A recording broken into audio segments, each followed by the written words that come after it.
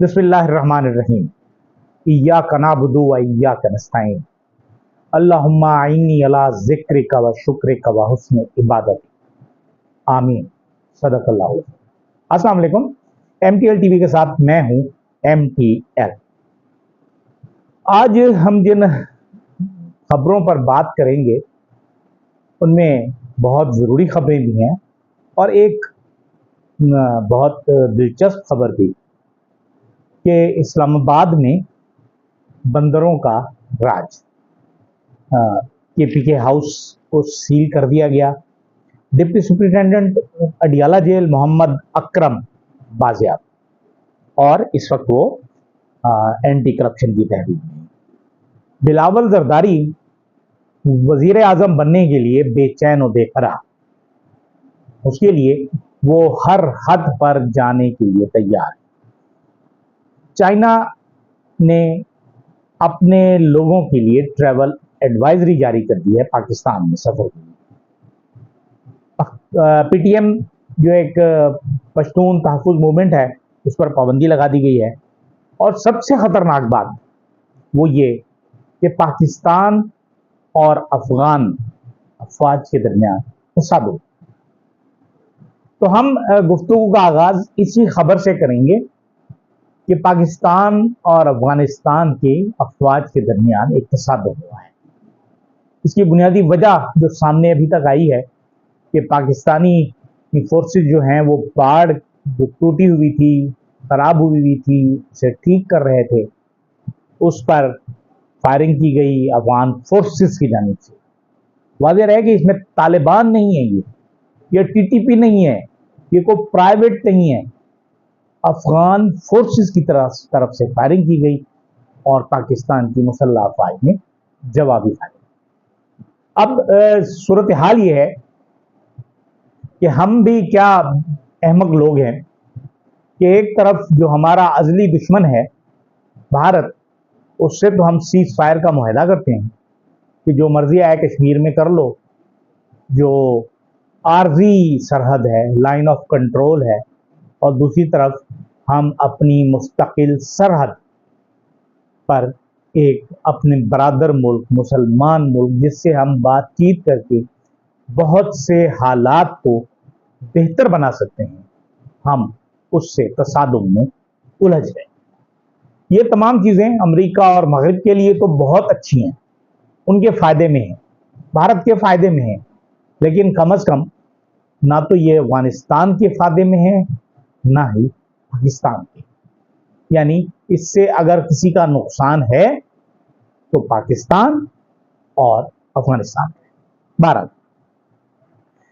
दूसरी तरफ अगर हम देखें कि KPK हाउस जो इस्लामाबाद में है उसे CDA ने सील कर दिया है और वजह यह बताई गई है, एक तो दो वजूहात बताई गई हैं।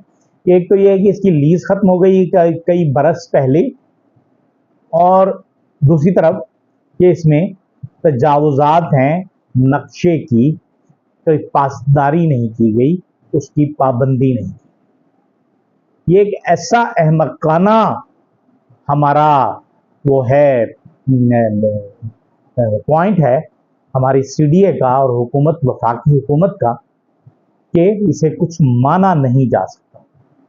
लेकिन इसमें जो नफरतें पैदा होंगी वो नफरतें बड़ी शदीद हैं, बहुत ही शदीद नफरतें।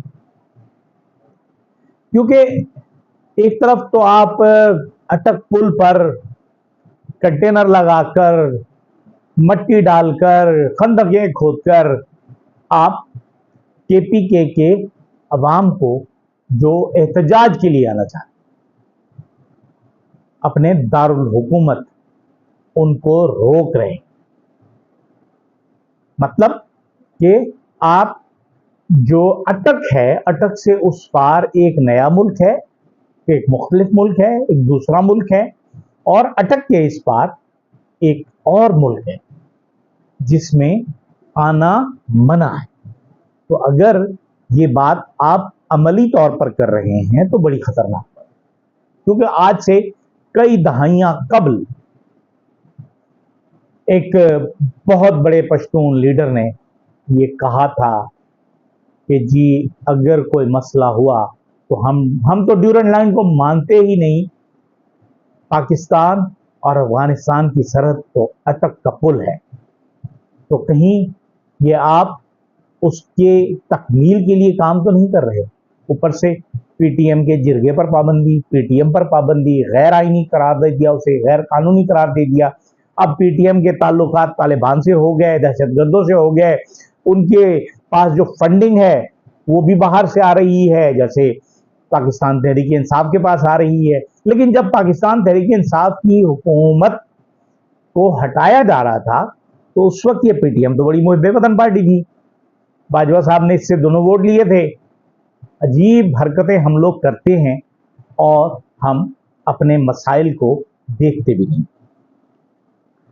ایک خبر یہ ہے کہ ڈپٹی سپرنٹینڈنٹ جو کئی ماہ سے محمد اکرم اڈیالہ جیل، جنہیں اغوا کیا گیا تھا ان کے گھر سے، جیل کی کالونی میں سے، وہ مسنگ پرسن ہو گئے، ان پر رٹ دائر کی گئی اسلام آباد ہائی کورٹ میں.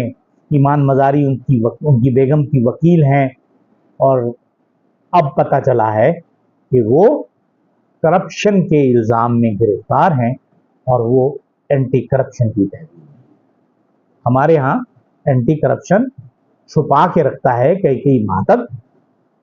یہ ادارہ ایسا ہے کہ چھپا کے رکھتا ہے کہ کسی کو گرفتار کرنا ہو نا تو گرفتار کر لیتے ہیں، لیکن اسے چھپا دیتے ہیں، سیف ہاؤس میں رکھتے ہیں تاکہ اس کے خلاف تحقیقات مکمل ہو.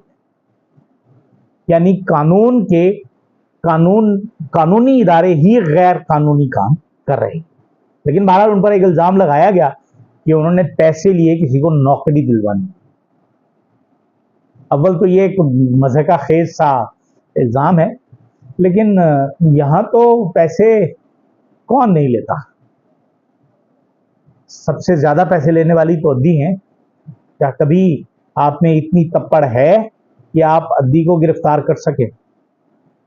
دوسری طرف اگر ہم دیکھیں بلاول زرداری جو ہیں ان کی تو جان جا رہی ہے کہ کسی نہ کسی طریقے سے یہ آئینی ترامیم کا مسودہ پاس کروا لیا جائے. اور جو 63A کا جو فیصلہ آیا ہے اس میں بھی کچھ تبدیلی کروانا چاہ رہے ہیں بلاول زرداری صاحب.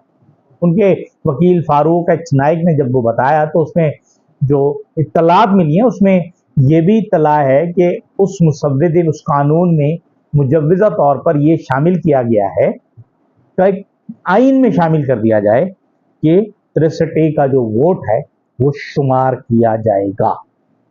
اس کی سزا کیا ہوگی وہ بھی اس میں لکھ دی جائے کہ جی 5 سال ہوگی نااہلی کی، 10 سال ہوگی اس ٹرم کے لیے ہوگی، لیکن 5 سال لکھا جانے کی کوشش کی جا رہی ہے. اب آپ دیکھیں کہ یہ کیسے ہو سکتا ہے کہ آپ ووٹوں کی خرید و فروخت کو جائز قرار دے رہے ہیں.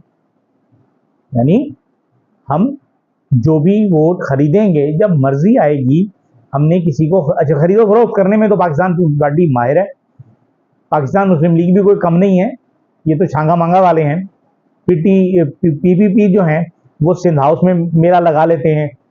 ہم سوچ رہے تھے کہ اسے ہارس ٹریڈنگ کہیں، گھوڑوں کی منڈی کہیں، کچروں کی منڈی کہیں، لیکن ایک بات جو کل ہمیں پتہ چلی کہ اسلام آباد میں بندر جو ہیں وہ جنگل سے باہر آ گئے. اس وقت انہوں نے ڈیرے کہاں جمائے ہوئے اسلام آباد میں؟ سب سے اہم بات ہے کہ انہوں نے ججز کالونی میں، پنجاب ہاؤس میں اور سندھ ہاؤس میں انہوں نے اپنے ڈیرے جمائے. مطلب اب ہمارے یہاں گھوڑوں کی تجارت نہیں ہوگی، ہارس ٹریڈنگ نہیں ہوگی، اب ہمارے یہاں بندروں کی تجارت ہوگی، کیونکہ وہ کام بھی کریں گے اور تماشا بھی دکھائیں گے. پیسے خواہ کتنے ہی کیوں نہ لے لیں، لیکن انہوں نے تماشا دکھانا ہے. 63A کے مطابق انہوں نے ووٹ آف نو کانفیڈنس کے لیے بھی کام کرنا ہے.